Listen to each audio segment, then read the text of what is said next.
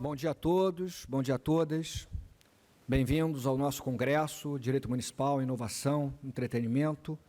Esse congresso ele é organizado pela Procuradoria-Geral do Município do Rio de Janeiro, tem o apoio do Museu do Amanhã, que nos recebe aqui de braços abertos, e a gente está retomando aqui uma política, digamos, da Procuradoria de longa data, que é a política de realizar grandes eventos, grandes congressos, uma política pública da PGM que ficou interrompida por conta da pandemia, que a gente está retomando aos poucos, e eu acho que esse é um evento que vai simbolizar essa retomada dos grandes eventos que sempre marcaram a história da Procuradoria. Então, quero agradecer aqui já de antemão ao nosso Procurador-Geral, Dr. Daniel Bucar, que tem apoiado bastante o Centro de Estudos e a realização desses eventos, e é por isso que a gente está aqui hoje, né, para celebrar esse reencontro. A gente tem um dia do reencontro agora, né, no município do Rio, e celebrar o reencontro nesses debates jurídicos importantes, especialmente para a cidade do Rio de Janeiro, que tem a vocação para a inovação e para o entretenimento. Então, a gente vai iniciar esse congresso com as palavras iniciais da diretora-geral do Museu do Amanhã, Bruna Baffa. Muito obrigado.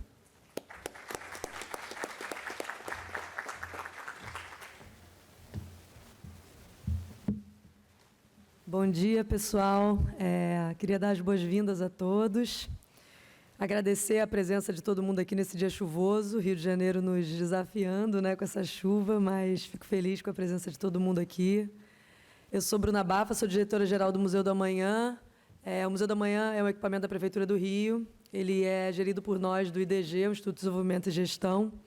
Eu quero agradecer ao Procurador-Geral, Dr. Daniel, por ter trazido o evento aqui, esse encontro importante para o Museu da Manhã. É com muita felicidade que a gente fala sempre de inovação, de entretenimento, de pensar em novos futuros, pensar em novos mundos. O Museu da Manhã ele existe, acho que, desde sua pedra fundamental, para a gente pensar como é que a gente pode refletir, debater, imaginar os futuros que a gente quer, os amanhãs que a gente quer, e fazer essas transformações acontecerem hoje. Então, é muito importante que a gente seja esse espaço, de fato, para a gente se reunir e debater o que a gente deseja, como que a gente imagina, como é que a gente reflete esse amanhã, esse futuro.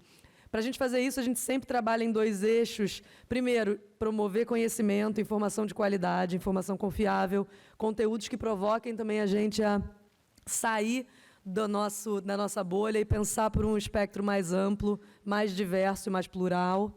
E, para além de conhecimento, falar de reconhecimento, reconhecer a nossa conexão com a natureza, com o planeta, com quem está ao nosso redor. A gente trabalha muito com a Pequena África, essa região que a gente está inserido, que a gente tem muito orgulho de estar aqui, uma região muito importante para o Rio de Janeiro. A gente tem muitos programas de articulação, projetos de educação, projetos de conexão, de fato, com isso que nos rodeia. E a conexão também, para além disso, com cientistas, pesquisadores, acadêmicos, jovens, ativistas que estão pensando em mudar o mundo e estão buscando amanhãs melhores também.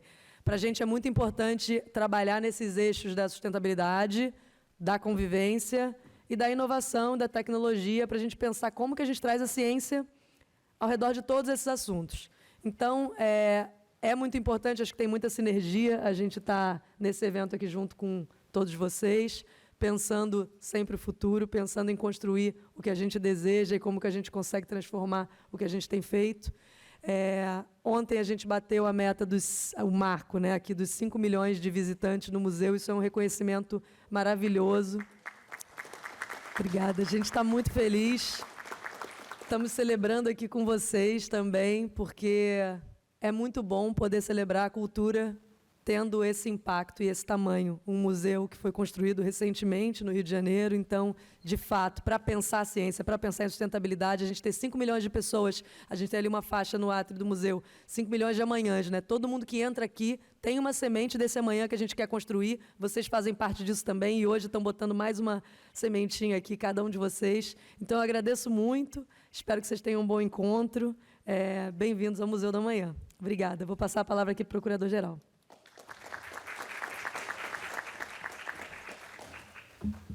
Bom dia a todos e a todas.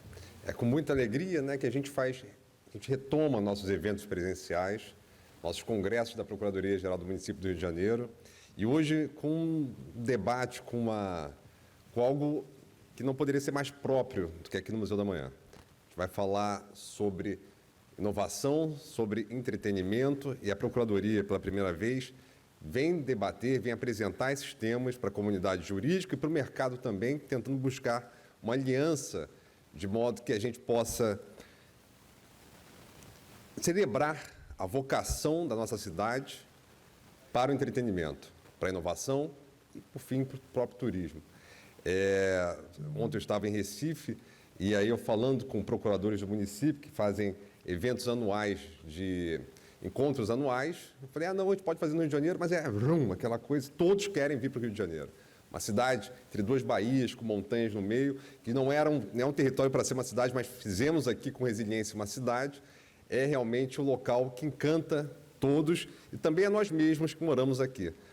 Eu, como consumidor de inovação, de entretenimento, participo de todos os eventos da cidade, sou entusiasta dos eventos da cidade, me emociono, vibro com tudo isso, porque realmente é a vocação não só da nossa população, mas também do nosso espaço, do nosso território. O evento hoje vai ter, nesse primeiro momento, a gente vai conhecer um pouco das demandas do mercado, o que o mercado apresenta, o que ele movimenta na cidade.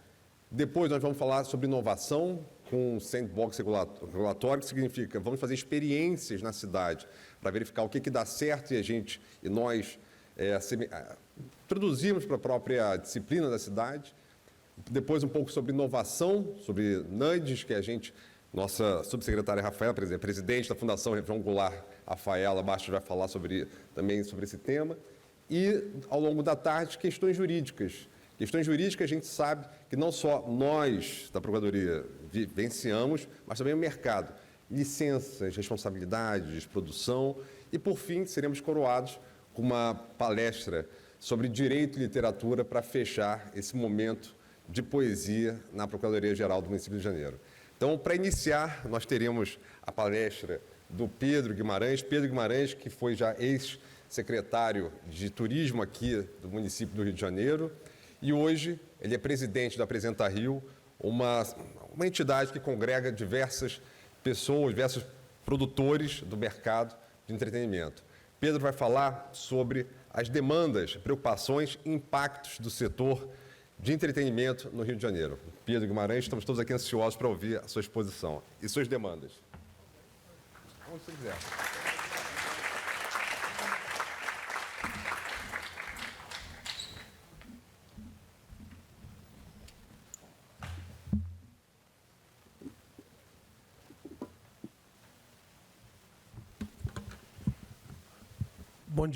Bom dia a todos. Quero primeiramente agradecer a hospitalidade do nosso Museu da Manhã, time do IDG, que sempre muito carinhoso e muito parceiro de todos nós. Como disse a Bruna aqui, Bruna que chegou agora fazendo essa transição, assumindo essa liderança. Seja muito bem-vinda, Bruna, prazer. Deixar um abraço para o Piquet, para o time todo, para a Maria Garibaldi, Eduardo, que está sempre com a gente também.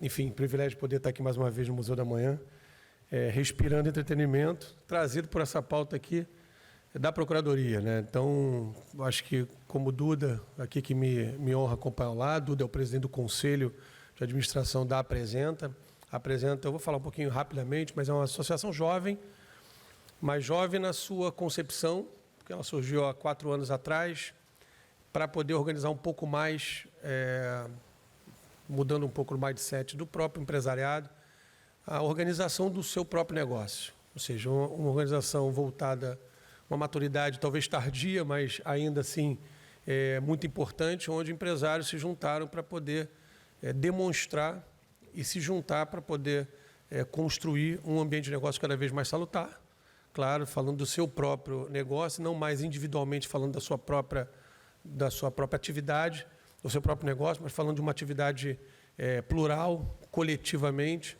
E muito bom a gente ter aqui, Daniel, e permite chamar assim, porque tenho um privilégio, uma amizade, que tem um carinho muito grande pela PGM, e aí saudando o doutor Daniel Bucá, saudando do procurador Rafael, meu querido amigo, procurador doutor Antônio Sá, ex-procurador-geral também do município, deixar um abraço também ao nosso querido ex-procurador-geral Fernando Dionísio, que hoje demonstra a capacidade também da Procuradoria de estar ao lado das decisões estratégicas do governo, porque está lá no gabinete do prefeito, e para a gente é importante, porque traz a essa discussão a pauta jurídica, falando de entretenimento, falando dessa pauta dos eventos, nesse ambiente seleto, nesse ambiente onde a nossa narrativa muitas das vezes tinha dificuldade de alcançar.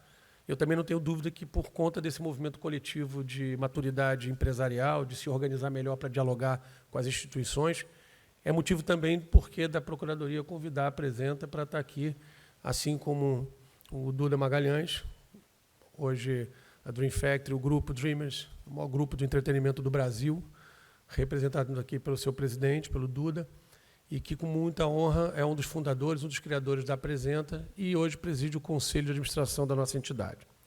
Vou falar um pouquinho, saudando a todos vocês que nos acompanham, nos assistindo, são mais de 100 pessoas já aqui nessa manhã chuvosa, como dito, espero que a gente ainda tenha mais gente. Aqui está muito mais caliente do que lá fora, acho que a gente tem que aprender a conviver com esse Rio de Janeiro novo das estações bem definidas, né? Não era assim. O pessoal estava brincando comigo, que eu estava elegante, trouxe até um casaco europeu para usar, afinal de contas, a gente vai usar aqui agora, é muito melhor que a gente use e que a gente aprenda a fazer as nossas agendas. E aí vai passar também para um pouco disso que eu vou falar, dos nossos eventos, das nossas ações, aprender a conviver com as novas rotinas, com os novos espaços, com a realidade atual, seja do ambiente econômico, seja do ambiente estratégico. A gente veio de um Rock in Rio agora, que vários dias foram chuvosos, mas nem por isso tirou o seu brilho, o seu gigantismo e a vibe das pessoas. Então, acho que a gente poder estar aqui nesse dia chuvoso falando dessa pauta é muito importante, acho que é icônico. E aí eu vou começar fazendo um pouquinho de uma apresentação, me permitam, eu não vou ser longo, mas eu vou dar algumas demonstrações, preparei especialmente para que a gente pudesse dividir aqui com vocês nessa manhã. Então, falando um pouquinho dessa nossa pauta, quem somos, a gente já apresentou, bem apresentado pelo nosso procurador-geral, apresenta uma entidade jovem que se reuniu através de seus empresários para poder dialogar melhor sobre o setor.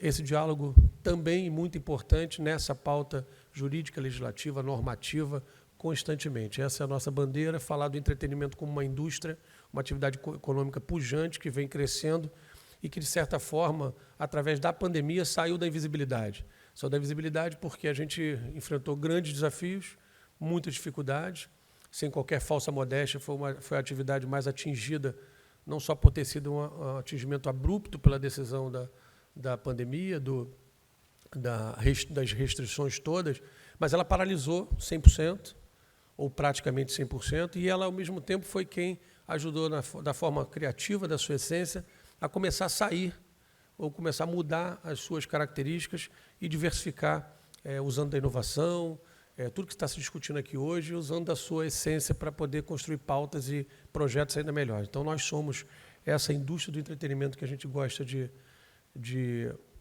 reverberar. Essa pauta, acho que também essa palavra-chave veio para o mercado para começar a falar de que entretenimento é um negócio, ele não é só um lazer, ele é uma atividade econômica pujante, como eu falei aqui anteriormente. Várias conquistas a gente já obteve ao longo desse tempo, desde 2018, quando a Apresenta foi criada, até hoje, no momento de pandemia, quando a gente atingiu conquistas expressivas para o setor, muitas delas no âmbito do Congresso Nacional, ou seja, em Brasília, a gente se reúne para poder tratar das nossas pautas de uma forma integrada com outras entidades empresariais, tanto do setor de eventos quanto da vasta cadeia do turismo. Por que do turismo? Porque a Lei Geral do Turismo, que é uma lei jovem, é de 2008, a Lei Geral do Turismo definiu que o segmento eventos estava ali debaixo da bandeira turismo. Então, a gente ainda não tem a Lei Geral dos Eventos. É um projeto, fica aqui essa provocação a esse setor, a gente construir, porque é uma atividade segmentada, o futuro é esse, o entretenimento é o novo turismo, é a mensagem que a gente vem dizendo por aí, e ela é uma indústria pujante que precisa se desenvolver, se aperfeiçoar, se aprimorar e buscar uma relação cada vez mais independente. E a nossa vida, como entidade empresarial de classe que somos, é interagir dessa forma, como núcleo duro desse processo de discussões, de pensamentos estratégicos, de planejamento, assim que a gente construiu a Apresenta, voltada a tratar das suas pautas preferenciais ou das suas pautas mais emergenciais. Muitas vezes, o Duda estava falando aqui uma expressão antes, nós somos o setor da emoção, né? A emoção do bem, da realização, do sucesso, de um grande Rock in Rio, da gente celebrar. O nosso símbolo são as palmas, né? Então a gente está aqui para celebrar a vida, celebrar o bom resultado, mas a emoção do sofrimento, do desafio de colocar de pé um projeto, de enfrentar as mazelas que dali surgem, a insegurança jurídica, eu vou falar um pouquinho mais adiante, e é isso que a gente busca através dessa relação institucionalizada, de forma organizada, republicana, cada vez mais profissional, poder interagir com cada um desses entes, e vocês veem que não são poucos, e com o nosso próprio mercado, para que a gente construa esse futuro cada vez mais, esse ambiente de negócio cada vez melhor e mais efetivo. Fazendo um plágio a um grande amigo, outro grande responsável, ícone do nosso setor, CEO do Rock in Rio, Luiz Justo, ele usou uma expressão que eu plagiei, eu falei, eu vou usar como plágio nas minhas apresentações. Ele fala que o Rio de Janeiro a gente tem tudo, né? Como o Rio, como capital do turismo nacional, ela também é a capital dos eventos. Nós temos o hardware, e aí não preciso especificar o que é o hardware da nossa essência, o nosso software, que é a capacidade de todos nós, o planejamento, a gestão, tecnologia, o que a gente emprega para que os serviços possam ser atendidos. E nós temos o que muita gente não tem, que é o principal da essência nossa, que é o nosso peopleware. E o peopleware, como identidade da cidade, dito aqui pelo Rafael, pelo procurador Rafael, pelo procurador Daniel Bucar, a identidade do Rio de Janeiro é essa e a gente precisa exercer isso como uma mensagem de promoção não só da nossa atividade, mas promoção da identidade da cidade, como política de gestão, mas política de Estado e que reverbere também para o país. Isso envolve, claro, decisão por leis, por entendimento e interpretação de questões importantes que possam pautar as nossas sequências, que a gente possa vencer os grandes desafios. Desafios esses, eu botei muito rapidamente alguns números, algumas menções do que a gente passou durante a pandemia. Só por conta da crise do Covid, os impactos foram, como eu falei aqui, enormes, né? Foram destruidores dessa indústria, mas ela também acabou mostrando que a capacidade de se organizar, de se reinventar, até durante a pandemia, quem encontrou um momento de entretenimento, de lazer para as pessoas, foi esse setor que criou as lives, que conectou com as pessoas dentro das suas casas, que criou o acesso não só com as marcas, com a conexão comercial da oferta de produtos, mas principalmente desse lazer, desse entretenimento, dessa oferta, da pessoa poder se sentir um pouco mais próxima e ter uma integração no momento de sofrimento, desespero, de todo mundo recluso, poder se sentir um pouco mais conectado com a sua vida normal. Essa vida normal que começa a voltar agora e traz para a gente números expressivos como esses. Aí eu botei só 3 grandes dos principais eventos nossos do Rio de Janeiro. Eventos como o Carnaval, com dados o faturamento, isso é nível de Estado, juntando Carnaval de rua. Carnaval esse ano não teve, mas esse é um dado que vem do Carnaval de 2020 ainda, mas que junta com a edição de Sambódromo desse ano. Esse ano a gente foi atípico, tivemos 2 carnavais, um desafio grande que foi um sucesso e que também foi desafio para os governantes poderem assumir esse papel da cidade, absorver esses 2 eventos em dois momentos diferentes, mas trouxe números expressivos de impactos econômicos de 4 bi em todo o Estado. O Rock in Rio, nessa edição que acaba de encerrar, também fecha com um número expressivo, recorde, de 2 bi de impacto econômico. Foram 60% dos ingressos vendidos para fora do Rio, daí o nosso peopleware, que entende a nossa identidade como vocação, mas também com a promoção do turismo na sua essência, assim como outros tantos eventos. O Duda vai falar um pouquinho mais aqui. A maratona também, se não me engano, foram 50% a 60% vendidos para fora do Rio de Janeiro. O Rio Open de tênis, idem, e por aí vai. Mas o Rock in Rio trouxe uma média de quase 500 mil turistas, falando entre pessoas que vieram trabalhar e pessoas que vieram se divertir. Isso comunica todos os serviços da cidade, é importante porque todos nós fazemos parte dessa recepção. Os hotéis se encheram nessa época do ano, ainda que com chuva, ainda que com uma temperatura diferenciada, nesse inverno longevo que virou o Rio de Janeiro, de temperaturas mais baixas, mas numa vibe, numa celebração da vida fantástica, nesse momento do reencontro, como disse aqui o procurador Rafael, nós estamos celebrando o reencontro da vida de todos nós com o nosso lazer. Se eu puder pautar, o Réveillon, esse dado aqui está errado, na verdade não são 2 bilhões, é aproximadamente R$1 bilhão, é um valor, é um movimento um pouco menor, porque o Réveillon é muito específico naquela data, mas é uma oportunidade de grande movimento. E esses dados que a gente pode ter embaixo, que eu fiz questão de colocar aqui, foi o primeiro estudo de impacto econômico que a atividade, como eu falei, apresentou o seu mercado e que fortalece, que ajuda nas nossas narrativas. Foi uma pesquisa feita pela FGV, encomendada pelo governo federal, em parceria com o setor empresarial. A Apresenta teve um papel já no início da sua origem em ajudar a construir essa discussão. Era a proposta de criação naquela época, alguns de vocês devem ter ouvido falar do programa, do calendário Rio de Janeiro a Janeiro, que era construir uma pauta o ano inteiro com eventos específicos que pudessem ser suportados pelo poder público como política pública de Estado. E aí um pouco dessa narrativa que a gente quer colocar aqui. É muito importante que a gente tenha essa discussão sendo colocada aqui, porque eu tive a experiência, como dito aqui pelo Procurador-Geral, pelo doutor Daniel, tive experiência no setor público, fui subsecretário, depois secretário de Turismo do município, depois tive uma experiência também no governo do Estado. Isso me deu uma capacidade enorme de entender o lado de lá e hoje dialogar e comunicar com o lado de cá empresarial, da onde eu venho, efetivamente, da minha formação. E a gente poder entender como esse jogo funciona, mas também vencer narrativas antigas de que certas coisas são muito difíceis. Eu venho de uma formação de dizer não é mais fácil que dizer sim. Agora, querer dizer sim é aquela construção capaz de poder fazer o envelopamento, dar a roupagem segura, legítima, para que um projeto seja colocado em prática. E essa é uma proposta muito importante quando a gente define patrocinar, apoiar, investir, incentivar as políticas de benefícios fiscais, todas aquelas narrativas previstas em lei ou não, ou em decretos, em atos normativos, podem e merecem ser discutidos, aperfeiçoados, mas merecem ser prestigiados a uma indústria tão pujante, tão capaz de trazer resultados expressivos como esse. E aí esse primeiro estudo feito pela FGV, demonstrou lá que se investisse 20% apenas nessa proposta, o turismo interno teria um impacto de 6 bilhões de reais de imediato, com a criação de 170 mil novos empregos.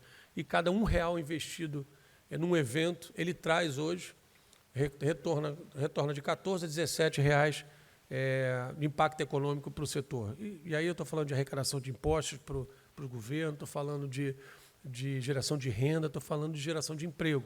Foram 28 mil pessoas que trabalharam nesse último Rock in Rio, que encerrou semana passada, nesse final de semana.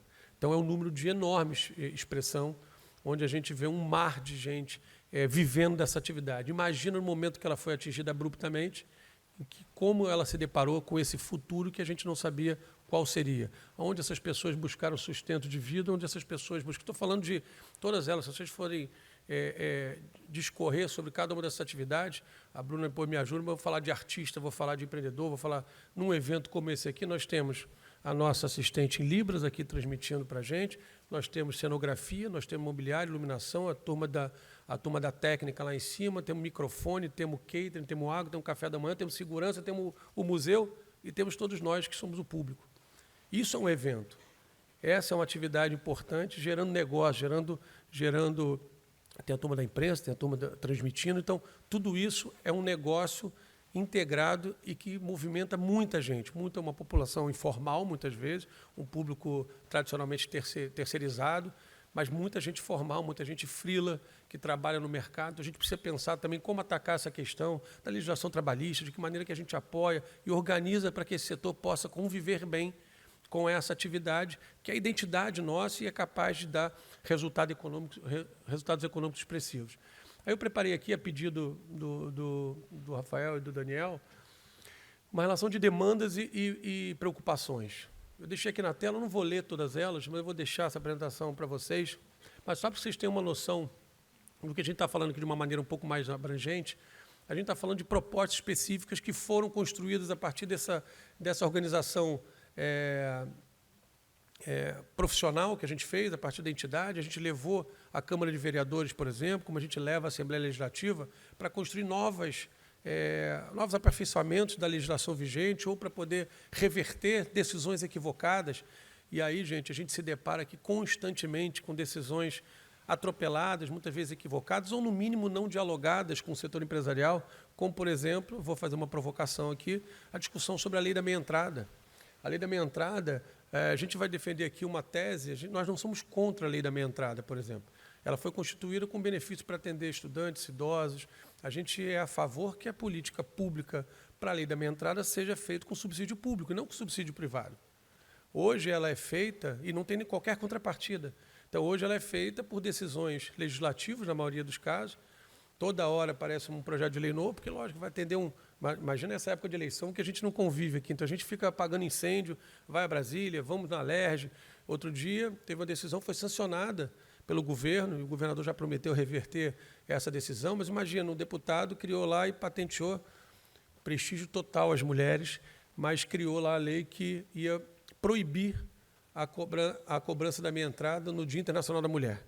E que todas as casas de espetáculos, eventos, teatros, cinema, ninguém ia poder nem só não cobrar um valor maior, como praticar a meia entrada. Sabe o que vai acontecer? Não vai ter evento no Dia Internacional da Mulher. É fácil, os cinemas vão fechar, o teatro não vai abrir. Então, é um legislador público querendo intervir na área empresarial, na área privada, sem conversa qualquer, sem saber qual o alcance do resultado daquilo.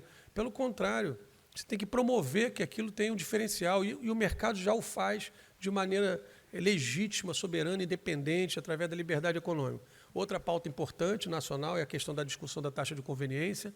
Taxa de conveniência que aqui no Rio de Janeiro o Estado tentou proibir de acontecer, algo que se pratica normalmente, é uma alternativa colocada. Claro que vou fazer aqui uma narrativa, nem tudo são flores, né? Mas a gente tem que fazer uma narrativa aqui legítima. Estou fazendo uma crítica à intervenção da autoridade pública, muitas vezes o legislativo, sem um embasamento jurídico, muitas vezes uma decisão inconstitucional, que coloca depois uma pauta necessária a uma discussão hercúlea e longa e que acaba não se resolvendo. A questão da minha entrada é essa, porque ninguém tem coragem hoje de chegar lá no Congresso Nacional e reverter essas discussões todas, revogar esses atos normativos, porque ela é uma medida impopular. E a pessoa vai achar que o público que está sendo atingido, está sendo retirado os seus direitos, e não é. Na verdade, ele não está tendo aquele direito, o ingresso está mais caro, as questões estão sendo ali obrigadas a serem organizadas de outra forma para que aquela política pública seja subsidiada com dinheiro privado, da bilheteria. Aí daqui a pouco vem outra crítica, está se usando muita lei de incentivo fiscal, muitos benefícios fiscais. Mas como não? Se hoje a bilheteria, você virou sócio do negócio, aí chega um deputado, cria lá uma lei que é obrigado, cada evento, acima de 2.000 pessoas, repassar 10% da sua bilheteria para as polícias, civil e militar. Olha que loucura. Imagina, claro que a gente quer a polícia. Por que não fazer uma lei, como acontece no mercado internacional, onde a segurança pública, e aí eu sou favorável a essa decisão até, por exemplo, o GEP, o Grupamento de Estádios da Polícia Militar, que trabalha dentro dos jogos, na minha opinião, deveria ser custeado pelo organizador do evento, e não pelo governo. A parte de rua externa, sim, para que aquele aparato logístico todo, como no Rock in Rio aconteceu, a cidade está toda aberta, friendly, a receber um grande evento dessa natureza, mas um grande jogo, imagina se todo jogo do Flamengo, do Fluminense, então 60.000 pessoas, 70, você chega no Maracanã, você vai ter essa obrigatoriedade, você vai repassar esse recurso, ou qualquer outro evento, se o Rock in Rio fosse passar, por que não fazer uma lei onde o policial pode trabalhar uniformizado dentro do evento, ser remunerado pelo evento, um X% disso, como acontece na NBA, como acontece na NFL, como acontece em outros eventos internacionais lá fora, e shows internacionais. Então, hoje você tem lá a RAIS, lógico, você tem alguns mecanismos, mas não é o ideal. Por que não? Imagina, não tenho dúvida se, sei lá, não sei se vai ter esse número, mas quantos seguranças da Prosegur tinham lá no Rock in Rio trabalhando. Não tenho dúvida se a gente botasse lá 200 homens, se tivesse 20 policiais lá uniformizados dentro do Rock in Rio, o índice de ocorrência ia ser muito menor, era uma presença muito ostensiva, muito melhor, e o índice de ocorrência para a área externa, para ter que entrar na questão jurídica e tudo mais, processos que ali alavancam aí horas, tempo, dinheiro, serviço, ia ser menor. Então, estou dando só um exemplo aqui para poder mostrar como esse monitoramento constante e contínuo que a gente acaba tendo que fazer no ambiente legislativo, seja aqui, seja no governo federal. Agora mesmo no Senado aprovou lá a extensão do benefício da meia entrada para quem tem pressão alta. Falei, eu tenho pressão alta aqui, então eu também posso pagar a meia entrada. Aqui no estado do Rio de Janeiro, estendeu-se para quem é professor da rede pública ou privada, ativo ou inativo. Imagina, todo mundo. Daqui a pouco só quem não vai pagar a meia entrada na verdade, a pessoa que nem sabe que isso existe, porque se bobear, ela vai olhar ali, algum benefício ela teria. Então, quando a gente fala aqui dessas demandas, a gente fala de uma ajuda a esse setor que foi construída, por exemplo, várias dessas propostas estão tramitando de forma legítima no Legislativo, construídas de forma profissional, orgânica, profissional, com a Câmara, com o Parlamento, com a proposta jurídica, com a própria Procuradoria, e eu quero aqui mais uma vez saudar o apoio da Procuradoria, entender, a gente dialogou antes, coisas que pudessem ser levadas profissionalmente e que pudesse ser sustentado com uma redução da alíquota do ISS do município para o setor de eventos, como acontece em várias outras cidades, para a nova alíquota mínima do município, depois da reforma tributária ocorrida, para 2,6%. E isso é provisoriamente, não é definitivamente. Eu até acho que deveria ser definitivamente para ser uma questão competitiva. Mas hoje a proposta é que ela aconteça, por exemplo, por 5 anos, como acabou acontecendo no Congresso Nacional. Muitos devem ter ouvido falar da Lei 14.148, que se batizou como a Lei do PERSE, Programa Emergencial da Retomada do Setor de Eventos, que, por exemplo, no Congresso Nacional, aprovou, dentre tantos os itens que ali compõem, a isenção tributária de PIS, COFINS, CSLL e Imposto de Renda nos próximos 5 anos para as empresas do setor de eventos e turismo. Então, essa é uma mega, gigante conquista no nosso setor, fruto dessa mobilização, dessa organização também, desse diálogo franco que foi construído em Brasília pelas entidades empresariais todas, aqui pela Apresenta, pela ABRAP, pela BEOC, e aí pelas entidades do turismo também, a BH, a BAV, enfim, tantas outras que se juntaram e demonstraram a sua importância, e o Parlamento aprovou, derrubando vetos presidenciais, mas legitimamente convencendo a equipe econômica do governo, e hoje a gente tem praticado e permitido que a gente possa atingir benefícios. Então, por que não fazer isso no município? Que é muito mais fácil, sentido muito mais na essência, de imediato, a redução do ISS, que pode ajudar muito o setor a crescer, principalmente nesse momento de retomada. Aí a isenção de taxas criadas, como taxa de vigilância sanitária, taxas que são colocadas aí sem qualquer tipo de motivação prévia, parece que é simplesmente uma questão arrecadatória, e que não é dialogado com o setor, porque você pode criar uma taxa única que compõe todos esses valores e o setor vai pagar. Ninguém se opõe a pagar. Se opõe que seja toda hora ser provocado ou surpreendido por novas regras, novas taxas, novos custos que impactem a sua decisão, a sua organização, inclusive a própria realização de um evento. Enfim, promover uma instituição de um calendário de eventos na cidade, como eu falei, como foi proposto no início, elaboração de uma grande campanha de promoção é importante, a gente desvincular a cobrança do ISS, uma outra pauta jurídica importante, desvincular a cobrança do ISS sobre o valor total da nota fiscal de prestação de serviços. Essa é uma questão. Hoje, você presta serviço, você pega uma agência, uma produtora de evento, ela presta serviço, por exemplo, aqui hoje. Vamos supor que tem uma produtora realizando esse evento. Quem é o dono do evento? A Procuradoria. A Procuradoria está pagando todos os itens que estão aqui, mas ela contratou uma agência para fazer. Essa agência, ela tem a sua prestação de serviço feita e vai recolher o seu imposto devido pelo seu trabalho, pelo seu FII, pela sua prestação de serviço. Agora, hoje, ela é obrigada a pagar sobre todos os outros itens contratados, porque no modelo jurídico hoje, legislativo, não se entende, principalmente a Secretaria de Fazenda, a gente vem conversando isso lá dentro, qual é esse formato de desvincular a cobrança do ISS. Isso já está previsto na Lei Geral do Turismo, muita gente não sabe. Então, é importante que a gente dialogue e traga aqui algumas bandeiras como essa. A própria questão da publicidade, do patrocínio. É importante que essa pauta venha à discussão. O que é publicidade, o que é patrocínio? Então, por exemplo, a gente vai discutir lá num ambiente, a gente teve na Secretaria de Fazenda, e ali tinha uma discussão. Não, por exemplo, a marca não estou fazendo jabá para ninguém, não, mas a marca da Light na camisa da corrida lá que está acontecendo no aterro do Flamengo é publicidade.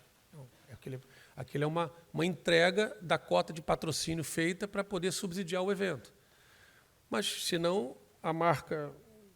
Vou fazer para outro jabá aqui. A marca da camisa que eu estou aqui, da Dudalino, a marca da Reserva, a marca de qualquer outro fornecedor, também é publicidade, não é? Não sei. Então, de que maneira que a gente interpreta isso? Acho que a gente tem que atacar essas questões para que a gente possa ajudar o setor, não só criar uma decisão, não, isso é publicidade, isso é patrocínio, então eu vou taxar o ISS sobre essa cobrança, ou se não, você vai ter que ficar discutindo juridicamente todo evento que acontece para você comprovar o que é um valor adquirido em favor da realização do evento, como uma cota de patrocínio e uma entrega do produto. Claro que você tem mídia, você tem contratações, sim, que são publicidade, e essas sim têm que ser taxadas. Enfim, eu botei aqui a desburocratização do setor, é sempre importante, tratar da liberdade econômica como uma questão. O marco regulatório foi feito pela Prefeitura atualmente, por uma provocação do setor, mas não vem sendo cumprido na sua essência, que é você construir a liberação prévia do evento, o alvará prévio, e depois ele é discutido mais à frente, condicionado. Se ele não cumprir, o produtor do evento, o evento não vai acontecer. Mas hoje o que acontece, o alvará vai sendo costurado, sentado em cima, discutido, faltando horas para começar o evento, aí ou através de um mandado de segurança, ou através de um pedido político, ou através de uma relação desgastosa e muito grande, o alvará do evento sai.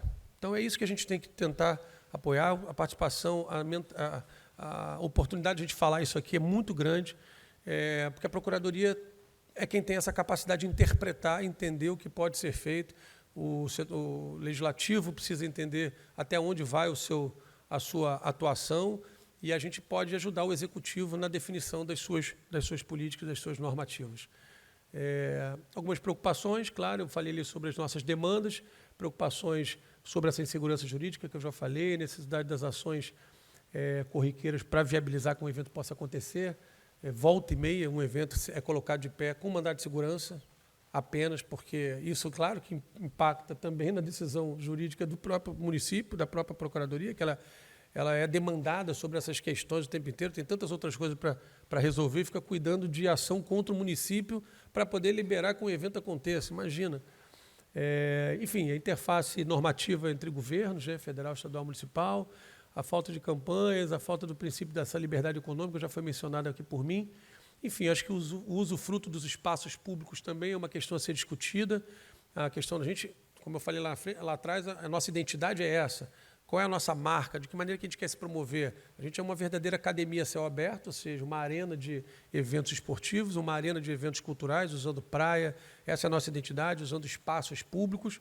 Vamos criar normativas para que esses espaços possam conviver bem com a sociedade, sem prejuízo da vida das pessoas normalmente, dos moradores da região, de que maneira que a gente consegue juntar essa força, mas vamos estimular que isso aconteça, porque essa é uma marca nossa, essa é uma característica do Rio de Janeiro, assim como é uma característica nacional do Brasil. E se a gente é capaz de fazer isso, a gente é capaz de receber muitas demandas, muitos novos eventos. Enfim, por fim, eu vou encerrando por aqui, usando a frase desse nosso mago mestre, aproveitando o momento do Rock in Rio, do nosso querido Roberto Medina. Eu faço saudação em nome do Duda, todo esse time do Grupo Dreamers, com o qual ele faz parte, como vice-presidente executivo, que a nossa vida é ao vivo, por isso a gente está aqui de volta, e que não tem plano B para o Rio de Janeiro, porque ou é turismo, e é nessa vibe, nessa praia que a gente tem que seguir nessa nossa toada. Muito obrigado para vocês, por vocês nos ouvirem, obrigado, Daniel, por nos convidar a fazer parte dessa discussão aqui, trazendo a nossa pauta do entretenimento, promovendo ela como um foco no turismo, na nossa percepção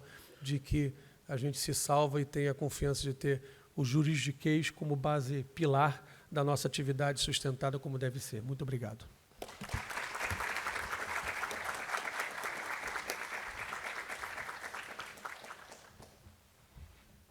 Bom, eu já aprendi bastante das demandas do mercado, coisas que a gente nem pensa, nem pensa como ali no nossa burocracia mesmo, e que quanto impacta a nossa cidade. Mas sem mais delongas, vamos passar agora a palavra para o presidente da Dream Factory, Duda Magalhães, que trabalha no mercado há 25 anos, enfim, que tem aí como já experiência a Maratona do Rio, Arte Rio, Carnaval, enfim, uma série de eventos aqui que eu, pelo menos, consumo bastante.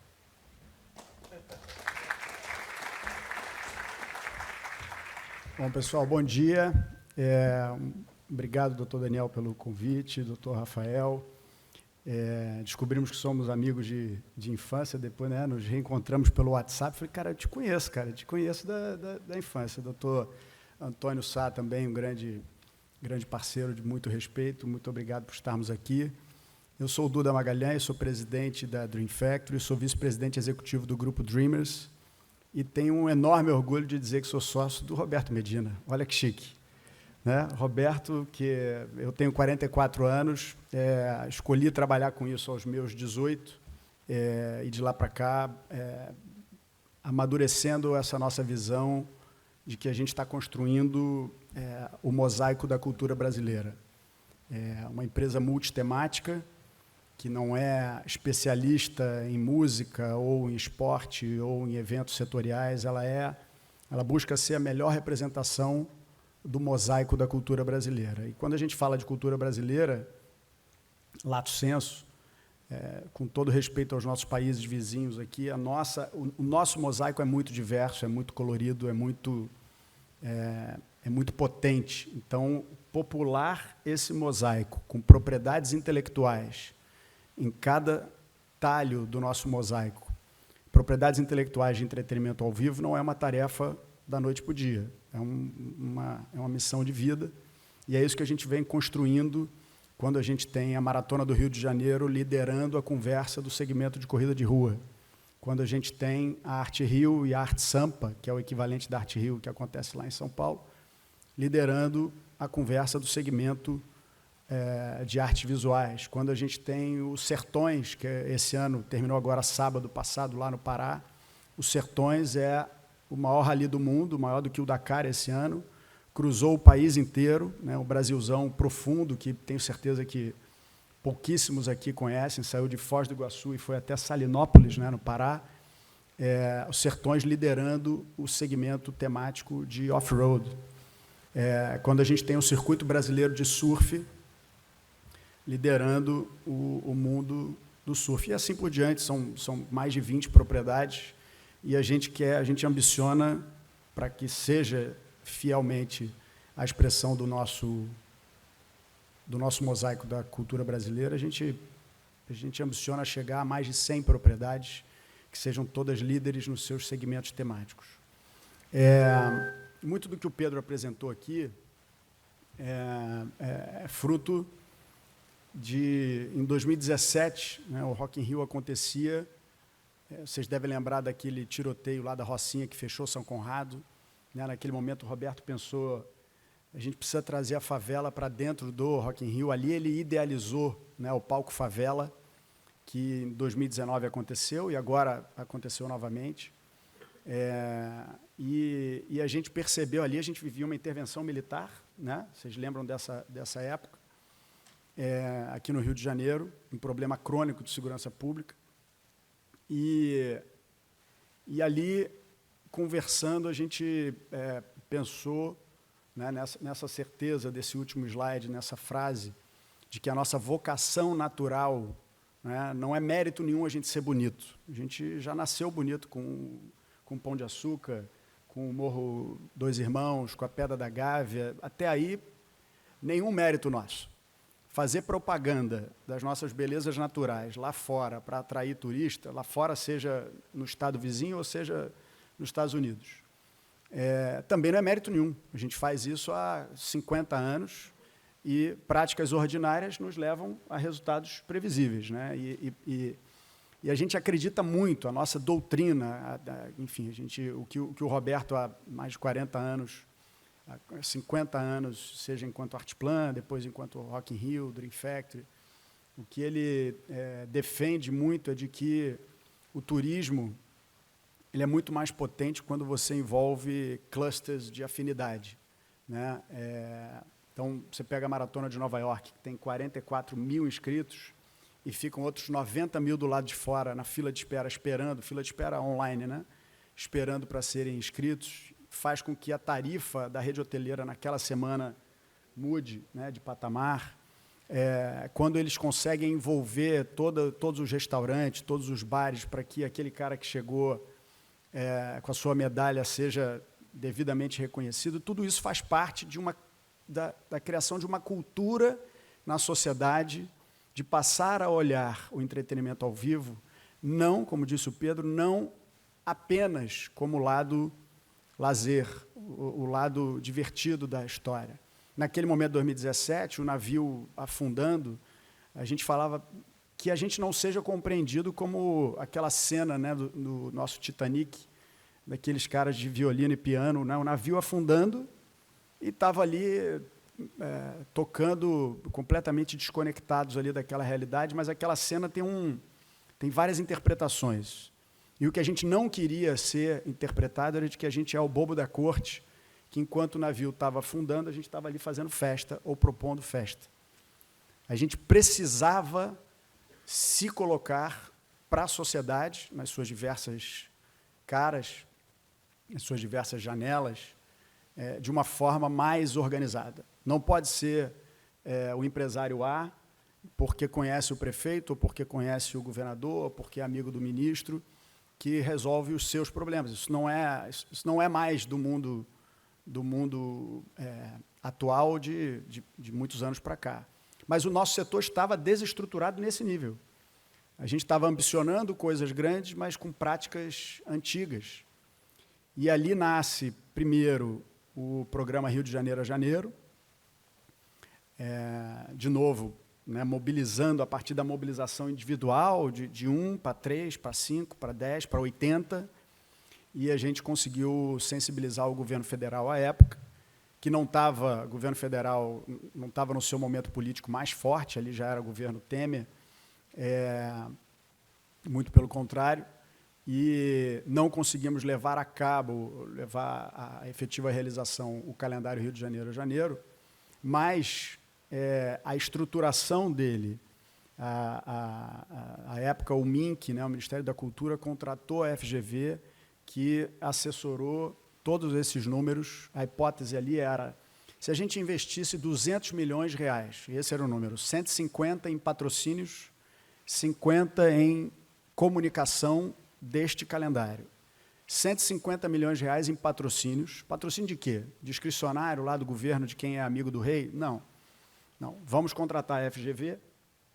A FGV faz uma chamada pública, o mercado se apresenta, a FGV faz as suas diversas metodologias de ROI, no lado do impacto econômico, da geração de emprego, de arrecadação de impostos, da distribuição de renda, do seu potencial de continuidade. Eram 5 critérios. E esses, à época, o Pedro mostrou aqui, foram 700, quase 800 projetos inscritos, 600 e poucos foram qualificados, e desses, 154, se não me falha a memória, receberam uma nota a partir de uma linha de corte mínima lá. E esses 154 projetos foram para um repositório, para um armário virtual, a partir do qual as empresas estatais, né, a Petrobras, a Caixa, o Banco do Brasil, enfim, a Eletrobras, quem fosse, respeitando as suas políticas de patrocínio, estariam livres para ir nesse armário e escolher quais desses têm a ver com a sua estratégia de comunicação, com o seu negócio, e com a vantagem de que já foram sabatinados e filtrados e avaliados, criticados pela FGV, o que é uma baita, um elevado nível de qualidade vis-à-vis o que é feito hoje ainda, né, na metodologia de análise de patrocínios. Então, o que não aconteceu, até aí foi tudo lindo, o que não aconteceu foi o efetivo investimento das estatais por aquele momento político que vivemos ali em 2018. Mas há males que vêm para bem. Quer dizer, o fato de não ter acontecido é óbvio que teria sido muito mais legal, porque a gente teria trazido investimentos e para eventos de calendário. Ali era a primeira oportunidade da gente, de fato, tirar o calendário do papel, mas serviu para unir o mercado. Esse processo que a FGV conduziu de convocar o mercado com eventos como este aqui, na sede da FGV, reunindo todos os concorrentes para esse debate, foi dali a gênese que nasceu a Apresenta. A Apresenta nasceu de uma conversa entre 3 empresários, que depois viraram 8 empresários, e hoje são 170 associados de toda a cadeia produtiva, de promotores de eventos a o que a gente chama de mantenedores, que são os fornecedores dessa cadeia. Temos uma gestão profissional, Pedro Guimarães é o nosso diretor-presidente, ou seja, não é um executivo que é alguém do setor que está ali, que eventualmente faria uso da sua posição institucional como classe para poder ter... Não, a gente preferiu... É mais caro, naturalmente, né? Nosso querido... a gente ter uma estrutura profissional custa caro, mas é uma escolha de origem e que a gente está muito feliz com essas conquistas, e foram inúmeras batalhas que o Pedro, articulando todos nós, enfrentou na defesa da lei do ICMS, né, enfim, várias coisas que ele narrou aqui. Mas o fato de estarmos aqui hoje, né, não é coincidência. É porque a gente vem sucessivamente, nos últimos 4 anos, a gente lançou no Assador Rios, em 23 de julho de 2018, portanto, acabamos de fazer aniversário de 4 anos, a gente vem se colocando para a sociedade para que a gente seja percebido não como os bobos da corte que fazem festa mas que a gente quer ser percebido como a locomotiva, e não apenas como vagão, uma das principais locomotivas de desenvolvimento econômico da nossa cidade, do nosso estado. Quando a gente faz, confirma, não é nem faz. Quando a gente lança a expectativa de um novo evento, a roda começou a girar. O nosso segmento ele é altamente absorvedor de mão de obra. Quando a gente sai andando e a gente vê ambulantes ou vendedores de quentinha, né, ou um boom de outras atividades informais, a maioria esmagadora, para não dizer a totalidade, daquelas pessoas poderia ser encaixada no setor de eventos em alguma função. Seja do mais simples e menos preparado do ponto de vista educacional, do ponto de vista formal, né, da educação formal, para ser um carregador, para ser um profissional de limpeza, para ser um profissional de elétrica, para ser um profissional de marcenaria, para ser um profissional de segurança, enfim. O nosso setor é altamente sugador de mão de obra, o que é uma grande vantagem para uma cidade como a nossa.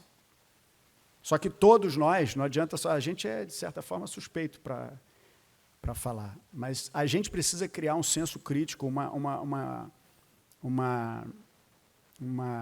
consciência coletiva de que o setor de eventos ele não é apenas para a diversão, porque é muito fácil confundir isso.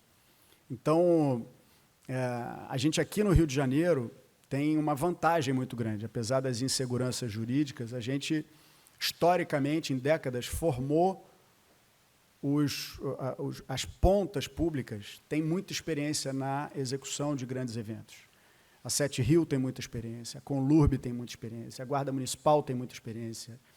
Enfim, a ponta, quem está na rua, tem muita experiência na operação de grandes eventos, e isso é um diferencial competitivo do Rio de Janeiro. Quando você vai para outras capitais, o conservadorismo ainda entende que evento é mais trabalho. Eu fui convidado há pouco tempo atrás para ir no Espírito Santo, falar com o governo do Estado, que, inspirado naquilo que acontece aqui no Rio de Janeiro, acabou de criar a sua lei do ICMS, e fez muito corretamente, botando ali um orçamento pequeno. Botou 10 milhões para a cultura e 10 milhões para o esporte.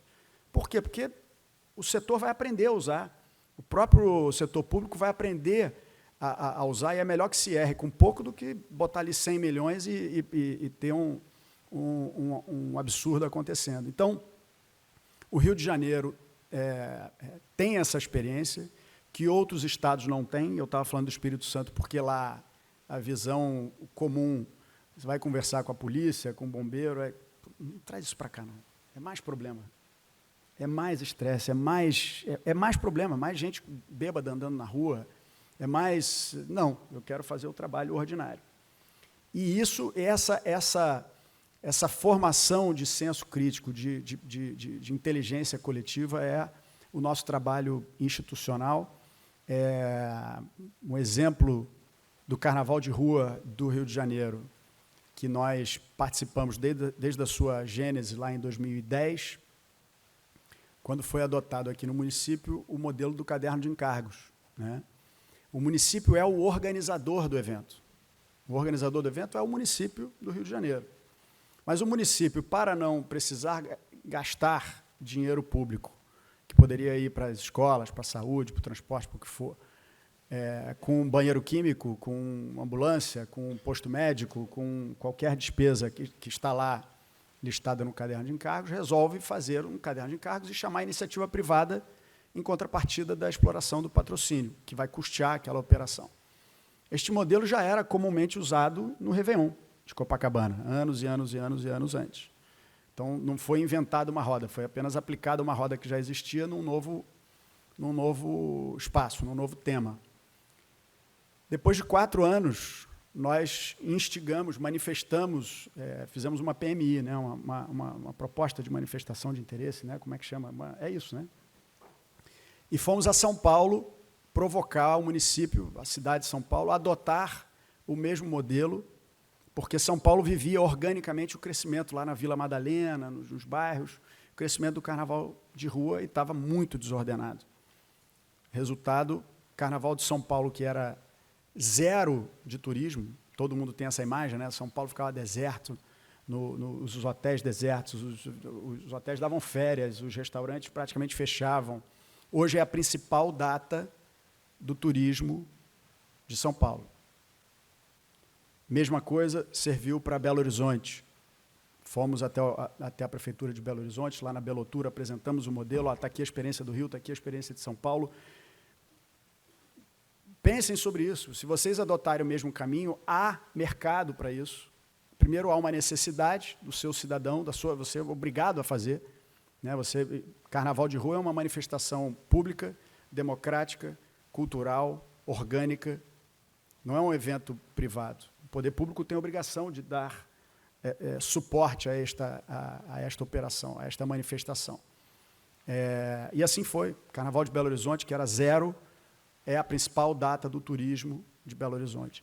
Isto é economia criativa. Isto é o setor de entretenimento. E a gente tem muito orgulho de, a partir do Rio de Janeiro, levar essas provocações para contaminar, para polinizar, melhor dizendo, outras capitais e outras regiões, e que a gente consiga coletivamente, porque eu acho que temos aqui o mesmo interesse, né, de fazer o nosso Rio de Janeiro crescer, de fazer a gente ter uma sociedade menos desequilibrada como temos. O setor de entretenimento ele tem que ser entendido como estratégico. Ele não é satélite, ele é core. E a gente está no Rio de Janeiro que tem essa vocação natural. Então, eu deixo aqui uma mensagem de muita gratidão, historicamente, nos meus 20 e alguns anos, ter a oportunidade de falar para uma plateia tão qualificada, doutor Daniel, doutor Rafael, e todos vocês, muito obrigado por estarem aqui ouvindo. Obrigado.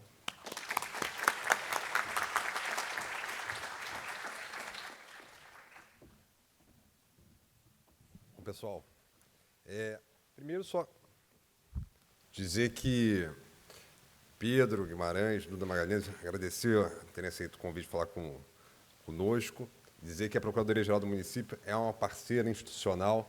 A gente entende que, realmente, para a cidade do Rio de Janeiro, é algo importantíssimo o entretenimento, é o futuro, não por outra razão, repito, que a gente está aqui no Museu da Manhã.